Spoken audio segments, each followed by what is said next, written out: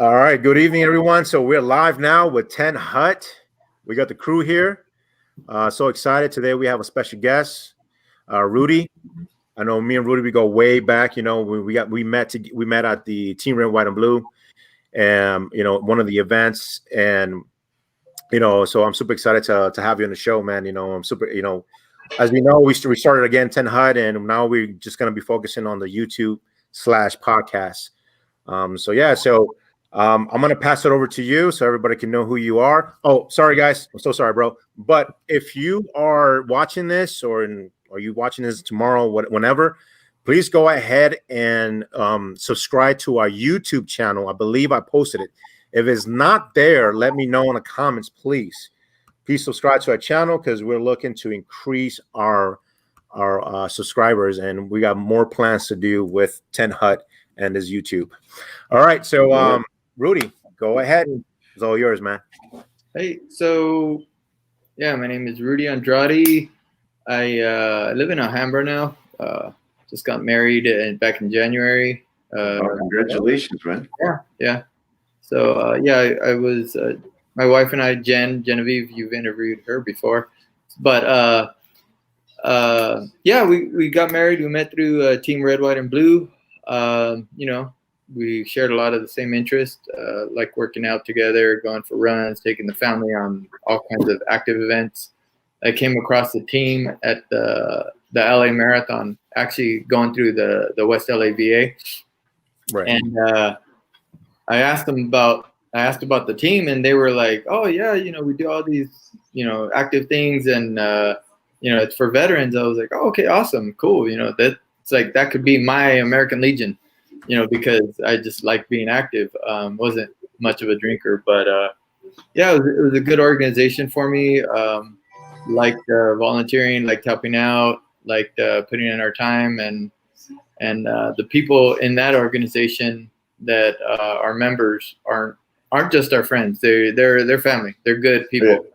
And like Pedro, Pedro's taught me a lot as far as functional fitness, mobility, stretching, and Pedro's always been somebody that I can go to for advice on whether it's business or health, working on my body, stretching. Anything that's I don't work on his body. It just gives. I was about to say that, dude. I don't put my hands on Marines, I wouldn't put it past you, dude. But the people in that organization are good people. I consider a lot of them family, and in fact, that's where I met my wife, and we became a family. And now. So a little bit more on the background. I was in the Marines, joined 2002, was on the reserve side, got deployed to Iraq in 2008, came back, was finished in 2010. It was fun. I liked that martial arts program. Like I was a tank mechanic. It was a good experience. Not everything. I'm gonna put you on pause real quick there, bro. So what is your experience in tank mechanic? Because I actually worked on tanks before. And a big guy like me, man, I was hurting. Yeah. It's funny. It's always been a joke. Jose, don't come with this whole. I'm a grunt, dude. Jose's a ranger, so it's like church it up, boy. So you still a vogue. As far as mechanics, we always said if we ever met the engineer that made this tank, we were just gonna slap him because grown men aren't supposed to be in tight spaces. So, your knees get numb, your head gets hurt, But with batteries, but yeah. But it was fun, a lot of good hard work. At the end of the day, you did something good. I like the work, but came back in 2008, was done in 2010, and just was always in school, was always, trying to find the right job for me. I was a special ed aide, and I liked that, but wasn't paying the bills. Right. And, finally I found this organization from a veteran that I was going to school with. And he said, hey, I came across this organization. They're hiring, think it might fit you. And I was a veteran outreach worker with PATH, and we helped house homeless veterans. I think, Jose, you were telling me about, you used to work there as well, but yeah, I used to work in the VASH program. But yeah. you're still over at PATH? Yeah. I'm an employment specialist now.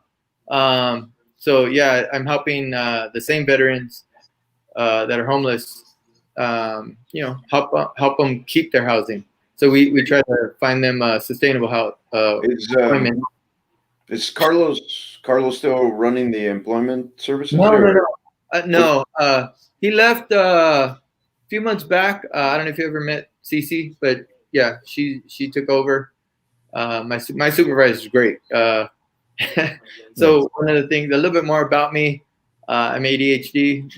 My supervisor saw that, and because she is as well, and she's a good supervisor. She doesn't micromanage, but she's a good teacher, a good leader. I think I've been blessed, to be surrounded by a lot of smart people, strong people, very intelligent people that have a good heart, and I pick up a lot from these people, and I can help veterans with everything that I learned from the team members, from my family, and a lot of it was just I want to say part of it, a big part was getting involved with Team Red, White, and Blue.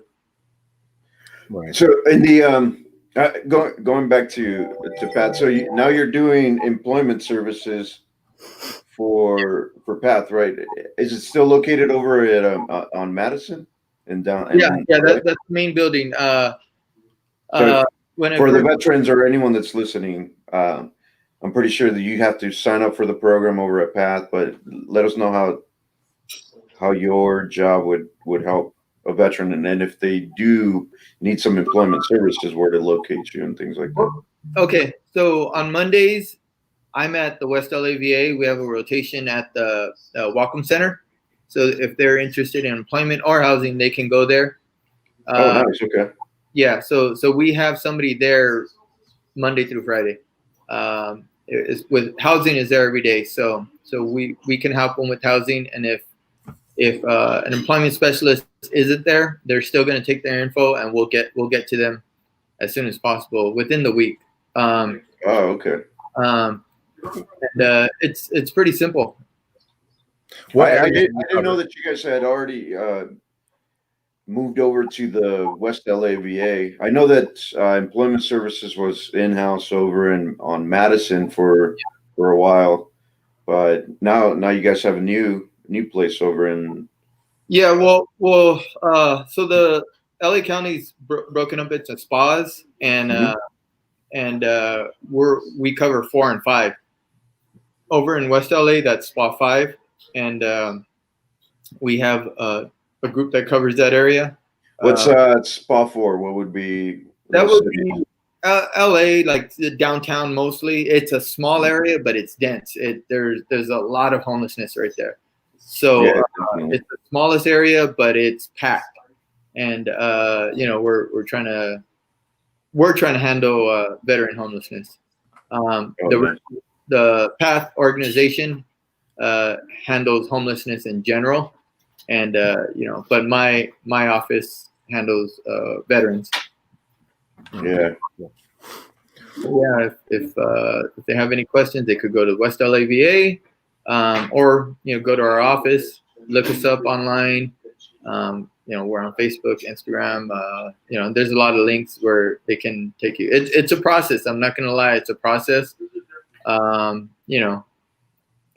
like, can you explain to me as far as like housing? So like I know there's different types of housing, process where and a veteran get temporary housing, and you got like permanent housing. Can you explain to everyone else, So right now there's a project room key. So if a veteran is experiencing homelessness right now, we could put them in a temporary shelter, project room key. They're all over LA County right now, and in fact they're hiring And so they came to us and asked if we can help fill those employment spots. But anyways, we can put them in a temporary shelter, and while they're staying there at the temporary shelter, which is a hotel, our caseworkers will work on getting them a permanent place. And so SSVF is supportive services for veteran families. A family can be an individual, but they work with them as far as looking for affordable housing and a place that they're going to be happy with. I was a housing navigator on the housing side, and I would tell the veterans, look for something yourself. Don't depend on anybody else, because you're going to be happy with your results. I can help find a place, but they're going to ultimately have to be happy with wherever they choose. So I always tell them, do the research. For if anybody's listening, if they're looking for affordable housing and need assistance, ask the property manager if they can accept third-party payments. So just to make it that way you don't waste anybody's time and ask them a lot of questions. That's something you can help sort it out through.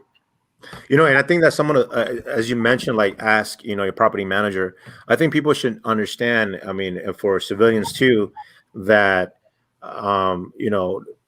organizations like yours don't tend to not to own the properties. No. You guys work with landlords, right? Tell them like, this is what we do, and this is how we're able to help vets and the process. And a lot of people don't understand that. Like a lot of people don't understand that. They believe that the organizations just owns the properties and house the veterans, which some do, right? But I mean, and this is where I think people should understand that. Hey, but I know that too. Go ahead. Yeah, Path does own a few buildings. I know they have a couple of developments that specifically for BASH. There's others that. Yeah, they have a shelter that's downtown. Our main building is off of Beverly and Vermont on Madison, and but that one's at capacity right now. So there is a waiting list, but we're in LA, and one of the things I'll tell my veterans is, unfortunately, you're in the worst place, one of the worst places to be homeless.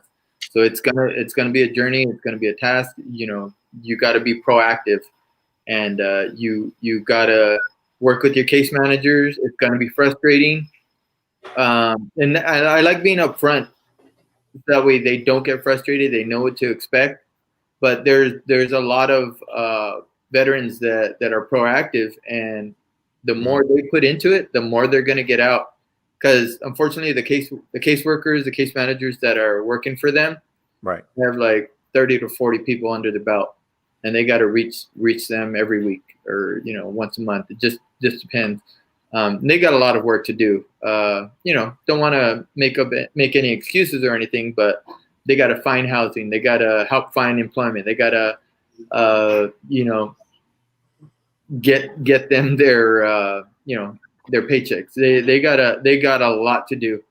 But I don't know if you saw our last podcast. We were talking definitely about case managers, how they're overpaid and underworked, or underpaid and overworked. Actually, some of them are, because they don't do shit. They don't do a goddamn thing. They're just siphoning that paycheck, man.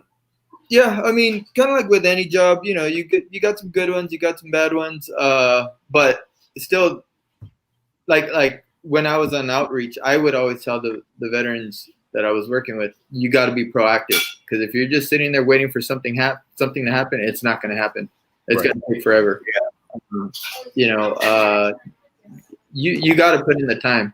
Because some of these veterans have families. They're trying to help. And the more you put in, the more the case manager is going to put in. The more you do, the more you're going to get out. So.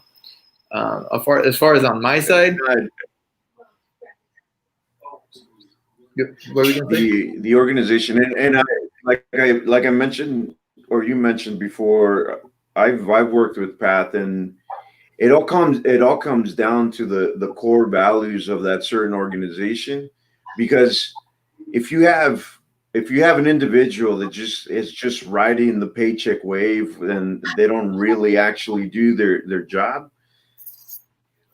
A lot of the times you can blame it on the core values of management, the core values of the organization themselves. Because last week I called out Volunteers of America. Volunteers of America as a whole, and I've worked with a lot of people from Volunteers of America, a lot of people that have left Volunteers of America, and dude, it's a shit show over there. And a lot of the case managers are just right in the paycheck wave, and they just collect a paycheck every other week, and don't help out or provide the services that need to be provided.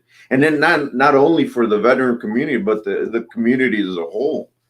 So I happen to think that the core values at Volunteers of America are faulty, because it trickles down to your workers. And I don't know what your stance is on that.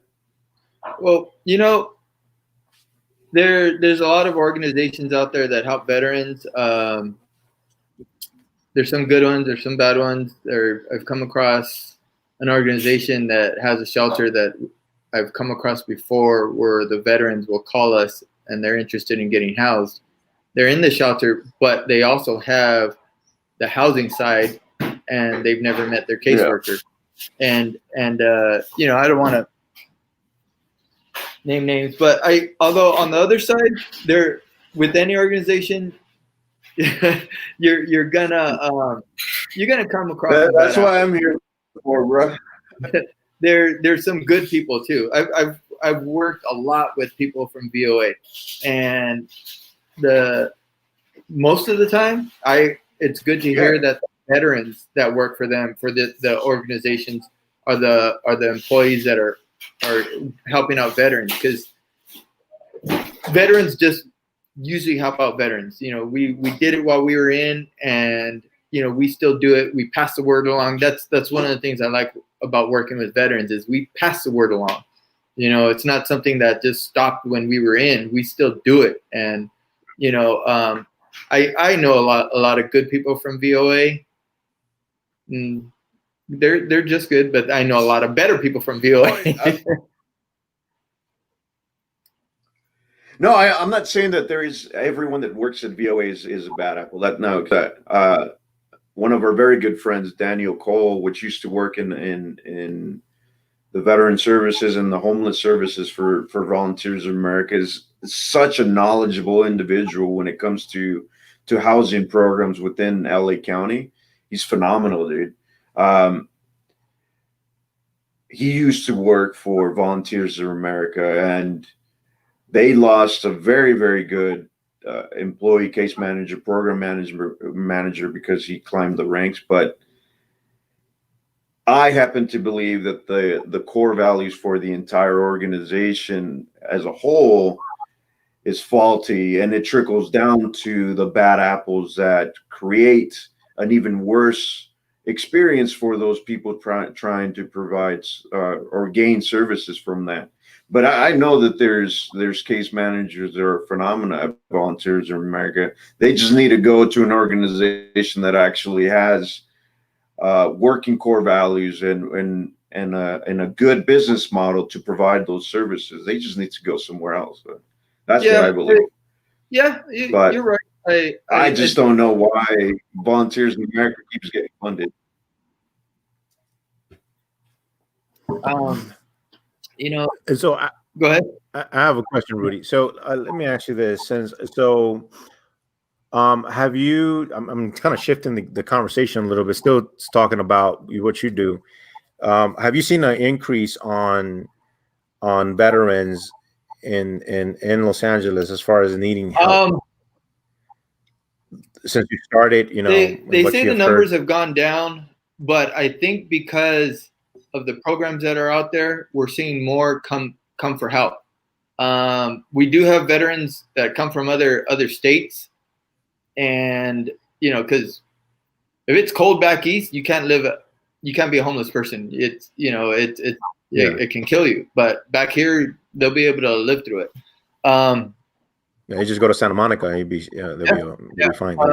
There's a lot more services here, but the bad part is that there isn't affordable housing. It's So I have my two shares, and I'm not, I'm like, we had the last show, right? Jose is the bad cop, I'm the good cop, right?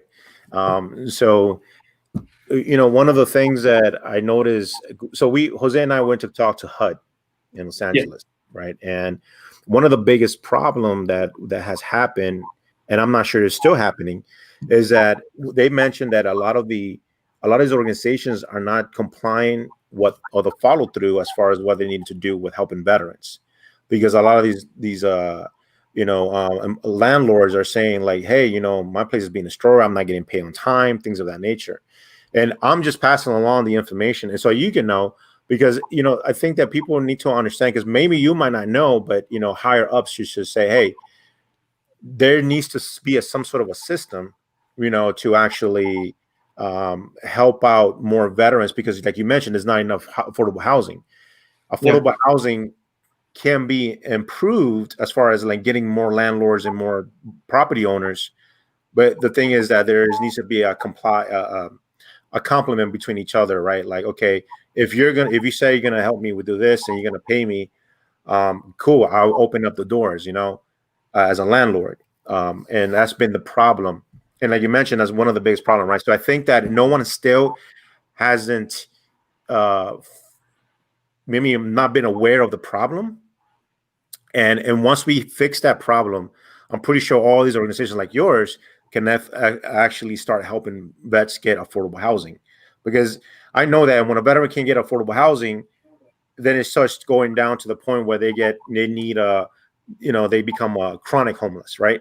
Yeah. And then when they become chronic homeless, and that's difficult to get them out of that mode, so to speak. Yeah. So just kind of throwing it out there. Maybe, I'm not saying you specifically, but I'm saying people that are listening to this to understand that, hey, you know what? This is a problem. Like, make sure that if you're a landlord, make sure you comply to what he wants as well. Yeah. Yeah. And vice versa. Yeah. When I was a housing navigator, that was something that was always something we were aware of, because the housing navigator was the middleman between the property manager and the caseworker.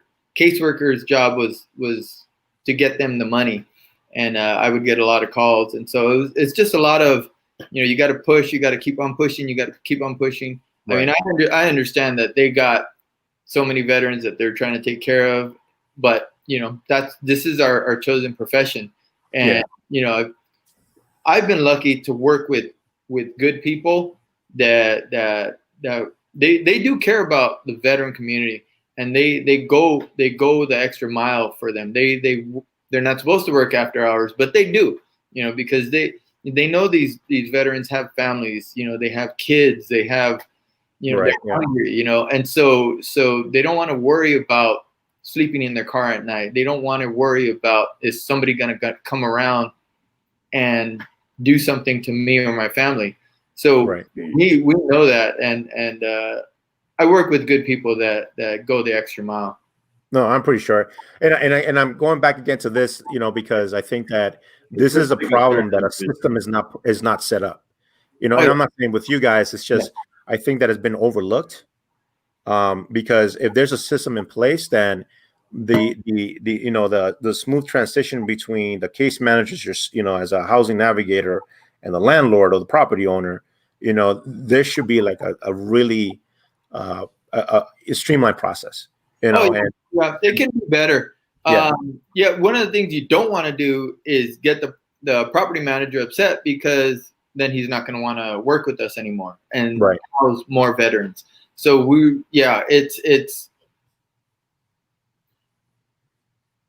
it's a work in progress, but I know. Yeah, and I'm not putting it on you, bro. I'm just, I'm having this conversation because I think people who are eventually going to be watching, the more people watch this video, should understand like this is one of the biggest problems. It could be a minor thing, but it can become a big problem, Yeah. And this is why affordable housing is it's hard to find within Southern California, period. So because I mean, the way I saw it was like if I had an apartment building and I have to, so Rudy, 10 people that are housed in my building, that money isn't just all coming to me for me to spend. I gotta maintain that building, so they're looking for the income so that they could take care of things, and that's part of their living too. So we got to remember that as well. Right, absolutely, yeah. Okay. But I mean, in a perfect utopia, like if go ahead, bro. Oh, you can't hear me? No, we didn't. How about now? Yeah. No? You hear me better now? I was saying that like in a perfect utopia, or you want that housing navigator to have as many properties as possible, and you're not pissing off any other landlords. I mean, it's an incentive for a landlord to accept these vouchers, especially the Section 8 vouchers and the VASP vouchers, because it's guaranteed money, Yeah. But it's that landlord that gets jaded because they want good tenants. They want people to treat their property well and maintain it. So that's. But I was going to ask you, in your perfect world, what would you change from? I know that. Yeah, I know that I liked working for Path. I really enjoyed it, and you like it too. But what would you change, or what would you do better in your own organization, in your own way? What would you do? Yeah, what would you do better in certain situations like that? Other than, well, it's been a while since I've been on the housing side. Forcing managers or property managers to actually accept your voucher. Yeah, that. Yeah, so I've come across that problem in the past as a housing navigator and as an outreach worker. A lot of the veterans just didn't really understand. I would just put it pretty plain to them, and I would just say, you're in one of the worst places to be homeless, and anything that's affordable is probably going to get swallowed up within a week from somebody that's going to pay out of pocket. So, and we can't make these property managers work with us. I had a property manager tell me, no, I don't want to work with homeless people.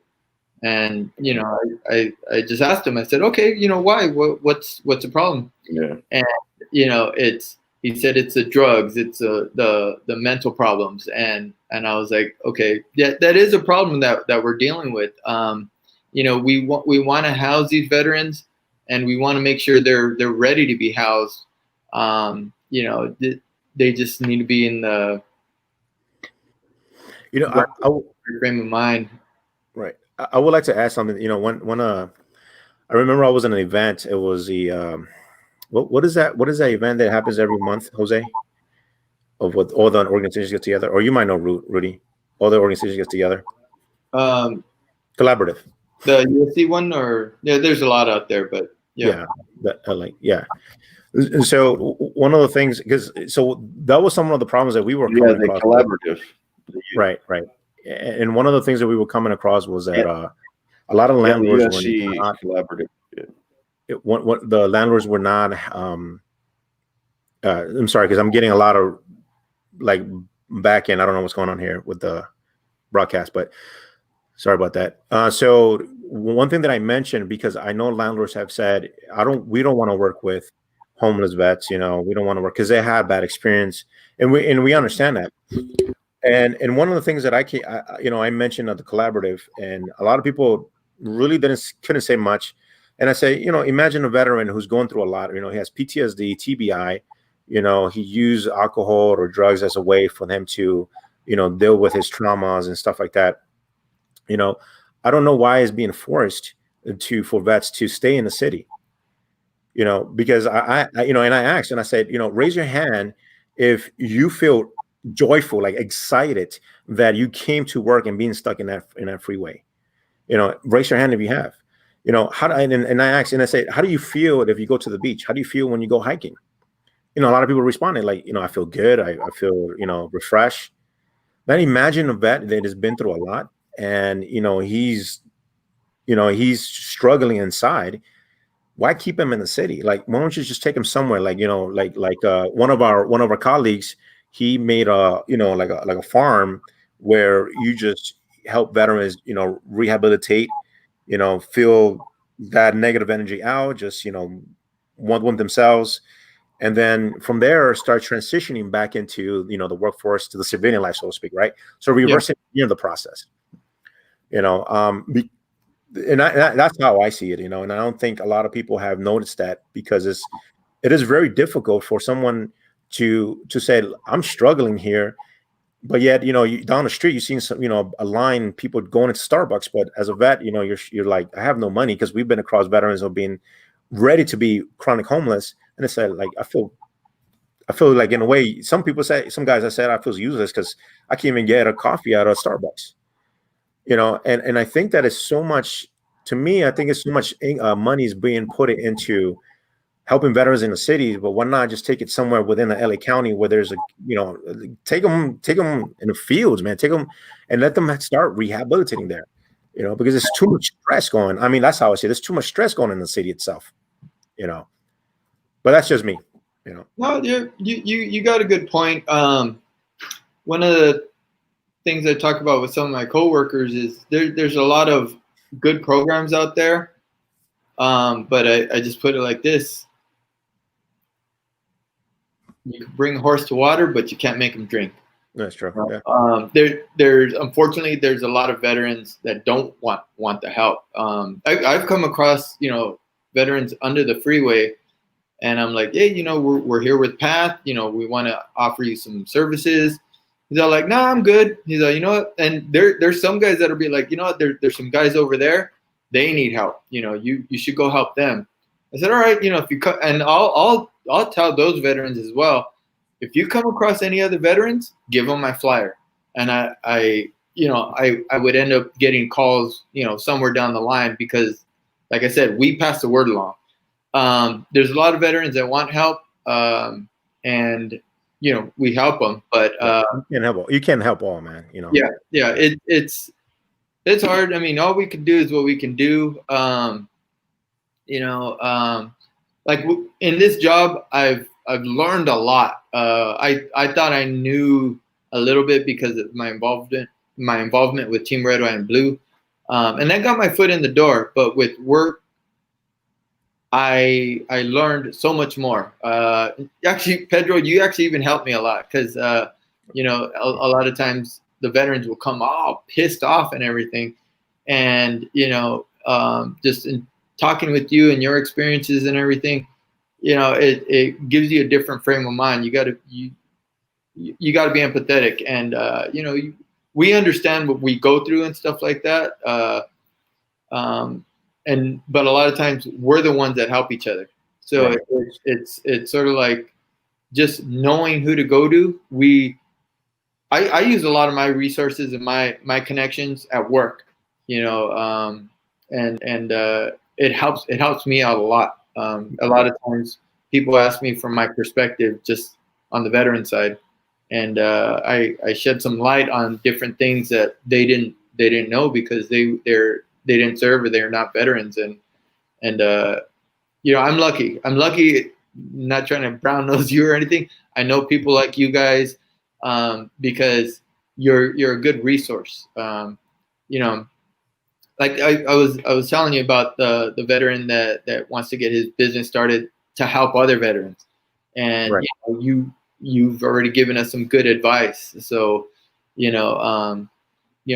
talked to him, told him what he should do, come up with a plan, and right. It's not just at work. It's with all the veterans I come across. One of the things is that I'll tell the veterans that I'm working with or my friends that I know is you got to take care of yourself. Yeah, and I understand. Like I do understand, and just to kind of like let you know that we ask you all these questions is not because of your work with Path or so. We just ask these questions because people need to know, what's as far as Path, you guys are doing amazing work, and a lot of people don't know what's going on. And like for us, we definitely will recommend veterans to you guys, because we know, like Jose said, he has a great experience, all those things. And he, like I said, he's a backup, and he will put a nonprofit in the spot because of what has not been done for vets. But again, you can't help every veteran, and one of the things that we notice is that once a veteran becomes institutionalized, right, it's kind of hard to get him out.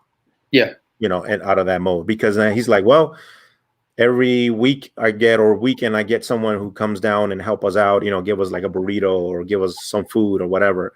And then they tend to lose that, their identity, and for us, and I'm sure for you guys, is that it's all about helping the veteran get on a hand up so they can actually start, being back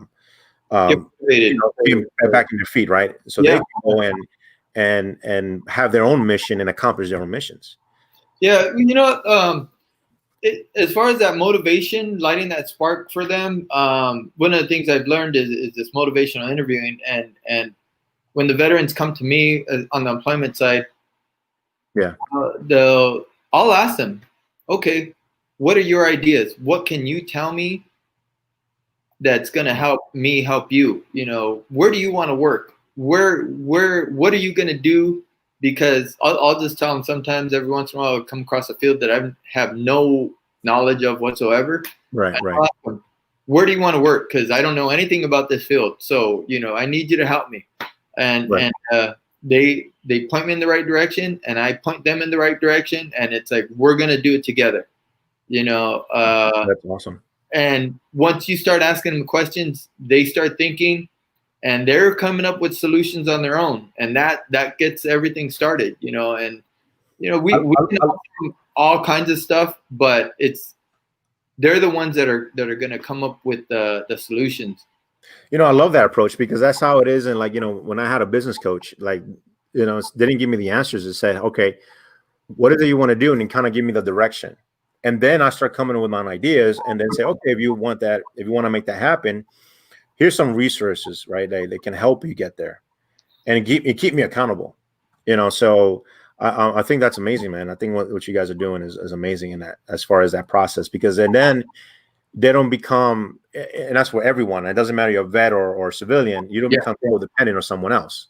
You're start helping them start thinking for themselves and start figuring out how I can be resourceful for themselves. Yeah, because it's going to come to an end at some point, and they're going to have to stand on their own. Exactly. And,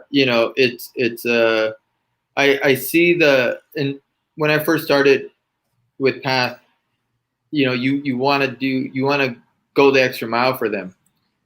A lot of the caseworkers are telling me, you don't want to do everything for them, because then they're going to rely on you. And you want to give them that sense of accomplishment because they did the work, and I understand that point now. But I think it is a combination of us working together. Right. Yeah. Here's a good example. Like with Jose, right? He's codependent with me, and I tell him, look, man, you got to be on your own, because I can't help you. I'm tired, man. And I always got to carry him. Here, you're good. Good job, bro. I got to you're a good job. No, but I understand. Yeah. And because I'm older, that's why I get tired. Days. By 23 days. Yeah, 23 days. Hell yeah, dude. But yeah, man, I understand. That's good, and I love that. I love that, where you help someone figure it out on their own, but you're there to kind of guide them the process and then you go on your own. Like, all right, you're good to go. Yeah, it's a process, and I'm learning, as I'm going. But I'm March will be my third year with them, and it's going by pretty fast. But like I said, I've worked with a lot of good people. The team that I'm on right now is great. And one of the things about veterans, some veterans, they don't like hanging out with the civilians, and right. It's there are good civilians out there. There are some bad veterans out there, but you surround yourself with good people, you're gonna elevate yourself. Right. They bring you up, and like I say with Team Red, White, and Blue, my American Legion post 283. There are a lot of good people over there. They a lot of good connections. I mean, that was a drive for you when you used to go to those posts. But it's not a drinking post. They have a lot of good connections, and that's one of the things that I always like doing at those post meetings was connecting veterans with another veteran or another organization that's going to help them. And it's you're a resource that I use all the time. Few months will go by, and I'm like, hey, Pedro, I got a veteran that has this idea. Can you help him go in the right direction? Point them in the right direction. And you always have a lot of good advice, and not just business. Veteran issues, PTS and things like that. Mobilities, mobilities. And it's just for me, it has been because I've been mentored before. I had other veterans helping me out. Yeah, mostly me. Yeah. That's Jose in the background. We lost Jose. His camera shut down. I don't know what happened. I mean, his laptop shut down. But I remember the first time I came over to and I would love him to interview him. He was Ranger guy too.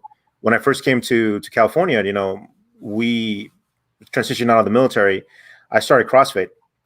And this guy was a Ranger, and he really was there for me. Like for us, me and Danya, because Danya was a vet too, and it really helped out. It really helped out. Him mentoring us to the process with fitness, right, and helping us say, okay, make sure this is not the military anymore. You're on your own, and at one point, but remember, vets help each other, and I'm here to help you guys. But it helps, and I'm passing it down. Everything that I've learned from other vets, I'm passing it down because that's what we're supposed to do. That's what I feel. Yeah, rebuild, restructure, and reinforce, and that's what we go by with TentHut. Yeah, but like I also said, on the civilian side, and I understand there's some veterans that aren't ready. Yeah, to be buddy with on the civilian side. But at the same time, we shouldn't just be only veterans, because sometimes the best person for a veteran is a civilian that's going to do an outstanding job. Right. I'm not trying to get on my wife's good side, but I was a chapter captain for Team White, and Blue for a few months, and it was a challenge, but I knew her work ethic at her office. I knew just how she works, and I just always thought that she was going to be a great captain. And I asked if she could take over while I stepped down. And she did. She did a great job. And she just did an amazing job. She loves helping veterans all the time. I'm always the veteran I was talking about with that had an idea for nonprofit. Mm-hmm. She gave him advice. So, she just likes helping, people and veterans, and whatever, but it's just like you mentioned, I have told all the veterans, maybe if things are not working out, maybe if you can find a job, and that's something I would like to ask you as far as employment. I always tell vets, the best resources you might want to do, you want to go to these events where there's no vets, right? Because if you're looking for work, you might want to go to these places where a civilian can help you, get accustomed to that culture, because I know you're used to being in the military for so many years, and using to that culture. But now you're civilian. Now you're a civilian vet, whatever you want to call yourself. It's good to actually have a different perspective. Yeah.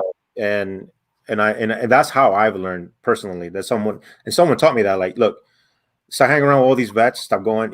Some American Legions, I went out there before in the past. I just drink, and then I stopped that. I had to stop that. That cycle, and I did. And then I started hanging around with others where there was not just non-vets, and it helped me have a different perspective. Yeah.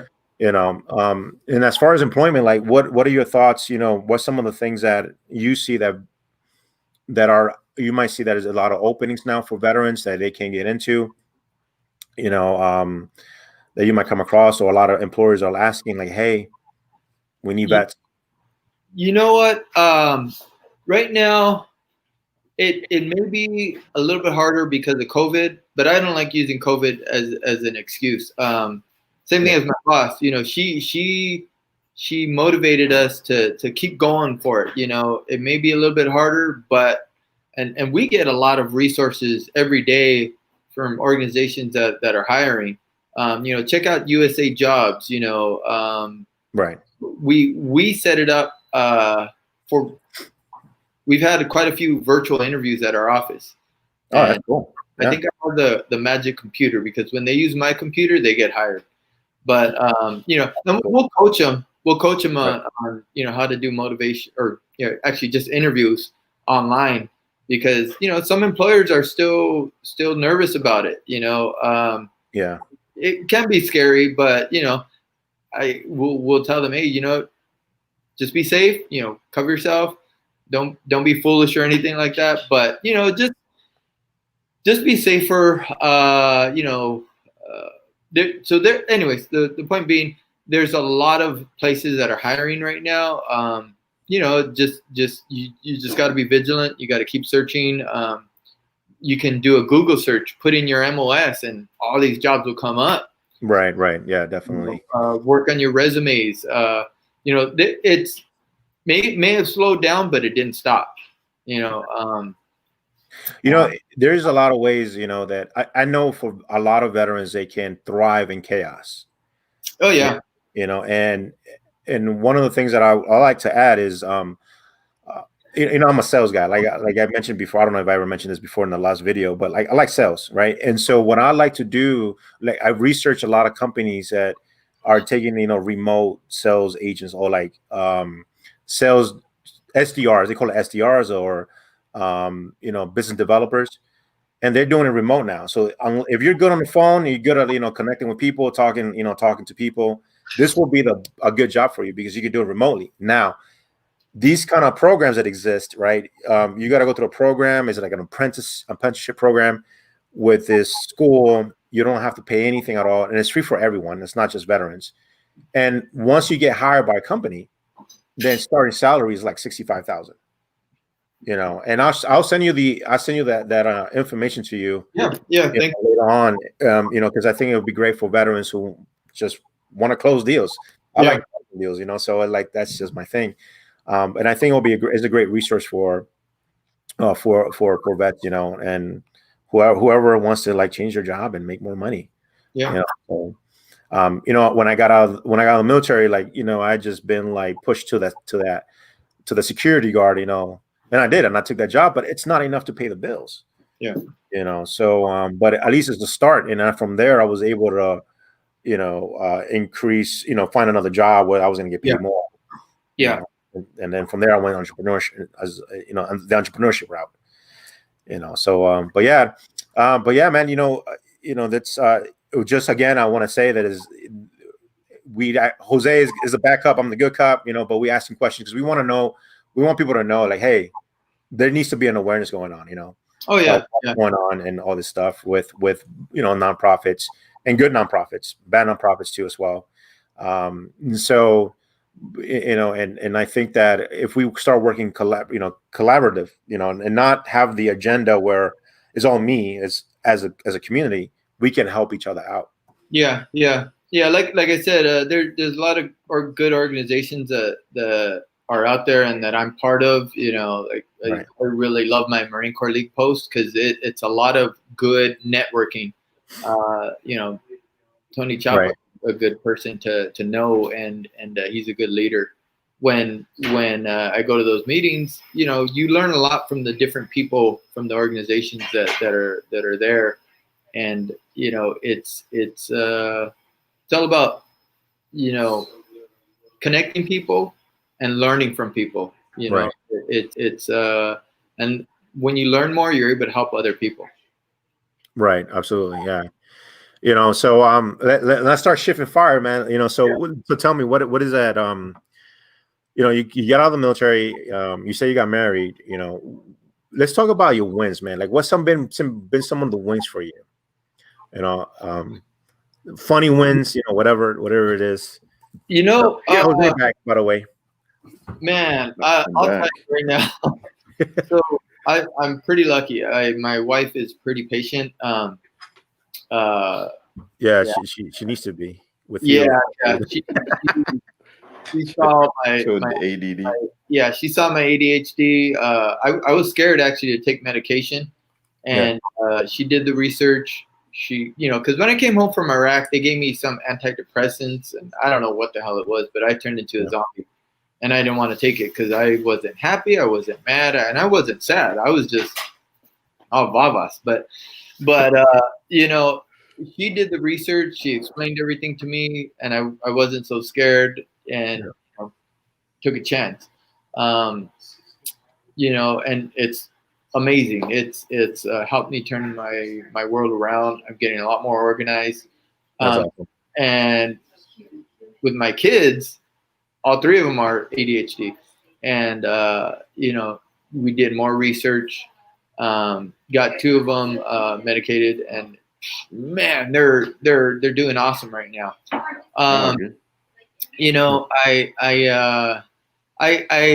that she is my good win right now. Lately, you know, I love my kids. They're my first win. You know, they're my everything when they were born. But as from like the day I got married with her, it's like my world has turned around for the better.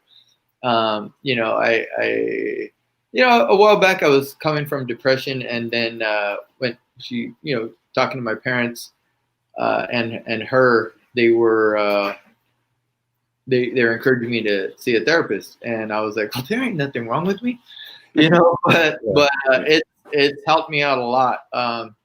You know, the therapist I have now is a good guy. He knows how to peel back my head and look in my brain, and you're like, oh, look what I found. You know, you know, I'll think everything's fine, but you know, the more we talk, he's like, oh, well, you know, check this out. You know, this is why you were triggered. You know, so, you know, my wife in my corner, you know, therapist, you know, getting things in order in my life.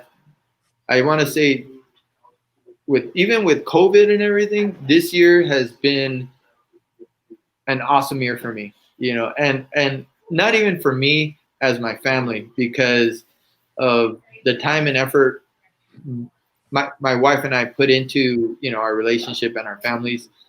We actually stepped back from Team Red, White, and Blue for a while, and I love that team, but we invested more in our family, and that's been a huge win for us.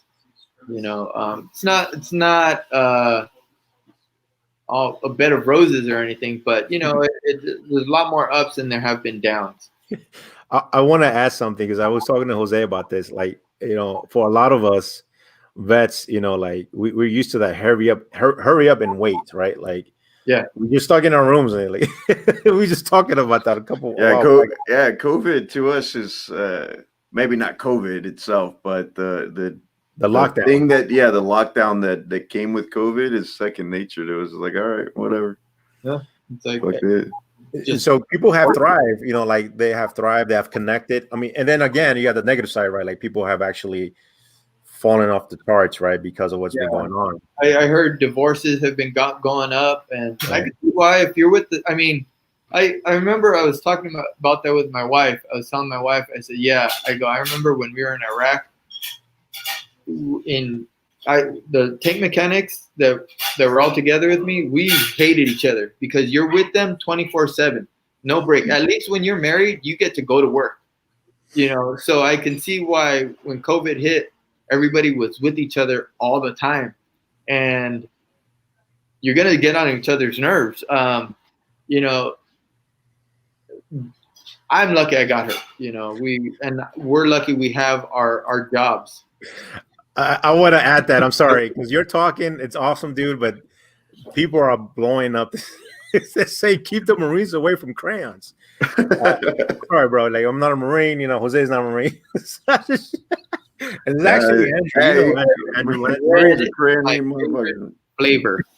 Red is my favorite flavor. That's all I got to say. There are edible crayons. There's a Marine that made a company. I don't know the company name, but it's out in San Diego, I believe. Yeah, Jen is gonna make me some chocolate ones. So yep. for the Marine Corps birthday. So yeah. That's awesome, dude. Yeah. Sorry, I had to show that, brother. I saw that. There you go.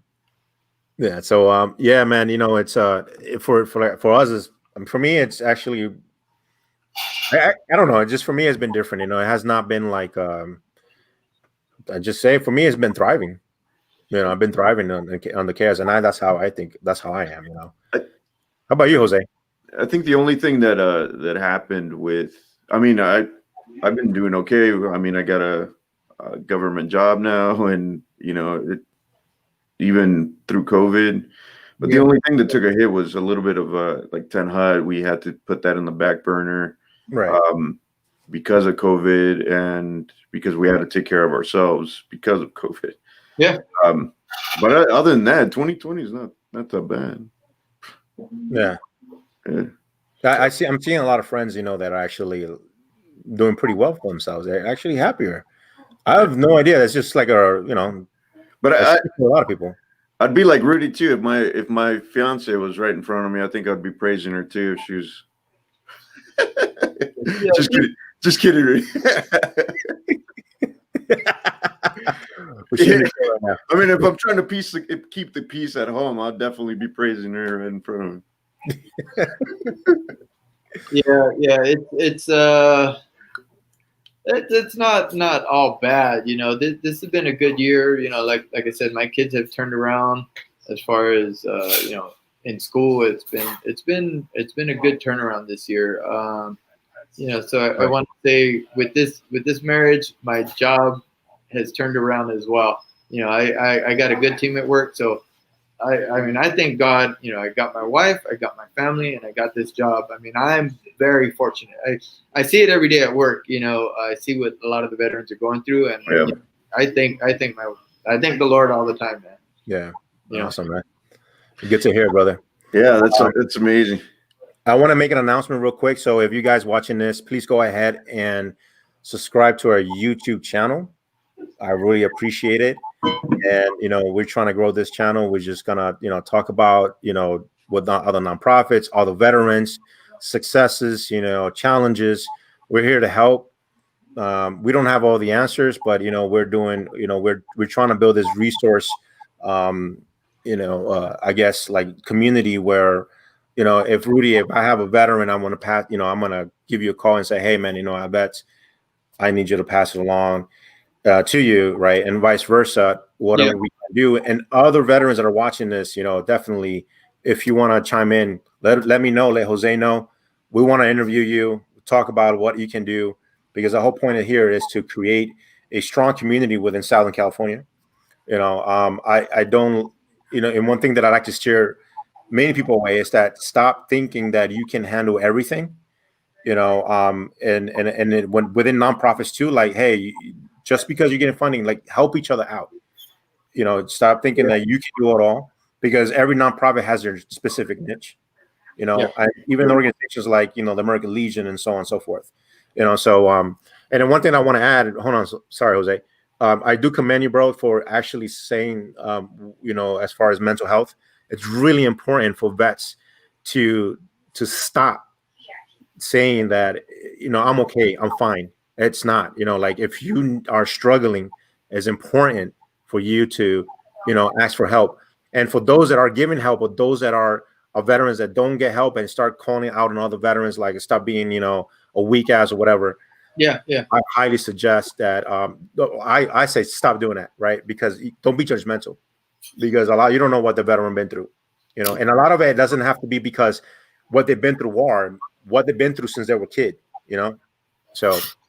Yeah. I remember you gave me a good perspective, a new way of seeing things. I don't want to get too descriptive of what happened, but I think you remember there's a veteran that has PTSD, but in my opinion, I was like, that's not PTSD. And you pointed out, something that you or I could go through or handle, and something else that somebody else went through, we might see it as, oh, that wasn't hard. But right. we can't put our experiences on each other and say, oh, well, that's nothing, because everybody's different, and you had a good point, just because somebody went through something different doesn't mean they're not going through something. One of the things that I learned is that, when someone talks about like some sort of a challenge that for someone else is not like a big deal, but for them it is, that is just a surface problem. But there's an underlying problem that is actually affecting that, and they're using this small little challenge or little problem a big deal, right?